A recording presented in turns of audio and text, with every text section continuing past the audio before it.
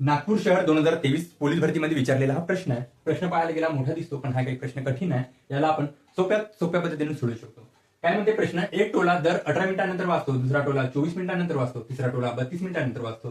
जर तिन्ही टोले सकाळी 8 वाजता एकत्र वाजत असेल तर त्यानंतर तो पुन्हा एकत्र वाजण्याची वेळ निवडायची आपल्याला. काय म्हणताय, तिन्ही टोले आधी याचा एलसीएम करून घ्यायचा. 18 मिनिट, 24 मिनिट आणि 32 मिनिट. एलसीएम काढण्याची जी पद्धत आहे ती लहान संख्येकडून मोठ्या संख्येकडे जायचं. पहिला 2चा भाग द्यायचा, 2 9 18, 12 2 24 आणि 16 2 32. त्याच्यानंतर दोन संख्यामध्ये 3चा भाग जातो, 3 ने भाग द्यायचा, 3 3 9, 3 4 12, 16 जसेच्या तसे. त्याच्यानंतर 4 ने भाग द्यायचा, 4 1 4, 4 4 16 आणि हे 3 आणि जे 4 आहे त्या दोघांचा गुणाकार करून टाकायचा. म्हणजे ती संख्या इकडे लिहावी लागते वारंवार, त्याच्यापेक्षा आपण इथं गुणाकार करू शकतो. 3 4 12 याचा जर बघा 4 3 12 आणि 12 2 4 3 12 आणि 12 2 24. मग 24 गुणिले 12 करून घ्यायचा, दोन संख्येचा गुणाकार. 24 गुणिले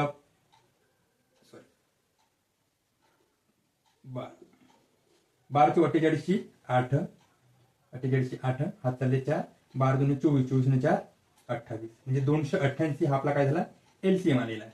मग 200 एलसीएम 88 एलसीएम जर आला असेल, त्या 288 एलसीएम ला आपण कशाने भाग देणार आहोत, 60 ने भाग देणार आहोत. 60 का, तर 60 मिनिटाचा 1 तास होतो, त्याच्यामुळे 60 मिनिटांनंतर ती वाजत असते, म्हणून घंटा.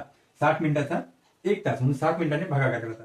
मग 60 भागीला 288 जर करायचं असेल आपल्याला तर 7 तुम्ही 6 ने पण भाग देऊ शकता, पण संख्या 28 याच्यामध्ये भाग न जाता दोन संख्या असल्यामुळे आपण 6चा पाळा, 6 12, 6 18, 6 24, 6 5 30. म्हणजे 0 0 जर देत गेला तर आपल्याला तुम्हाला स्पष्ट समजून येईल.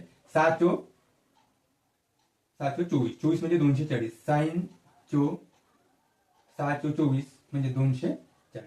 त्याच्यानंतर 6 5 30 होते, 300 होते, 60 5 30, 60 5 300, पण 288 पेक्षा आपल्याला कमी पाहिजे म्हणून 240. म्हणजे कितीचा भाग चालला, 240, 4चा भाग चालला.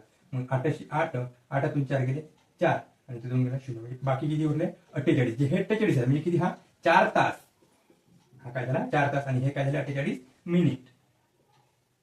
म्हणजे 4 तास 48 मिनिटांनंतर ते पुन्हा एकत्र वाजेल. मग 4 तासा 48 मिनिटाच्या नंतर जर वाजत असेल तर आपल्याला टोटल किती वेळ लागेल, म्हणजे 8 वाजता, म्हणजे 8 वाजतापासून ते 4 तास 48 मिनिट. मग 8 वाजता जर असेल, 8 वाजतापासून जर 4 तास आणि किती मिनिट म्हणताय, 48 मिनिट. मग 8 आणि 4 12, 12 वाजून 48 मिनिटांनी ती घंटा एकत्र वाजेल. म्हणजे 12 वाजून 48 मिनिट. 12 वाजून 48 ऑप्शन क्रमांक 2 हा आपला उत्तर आहे.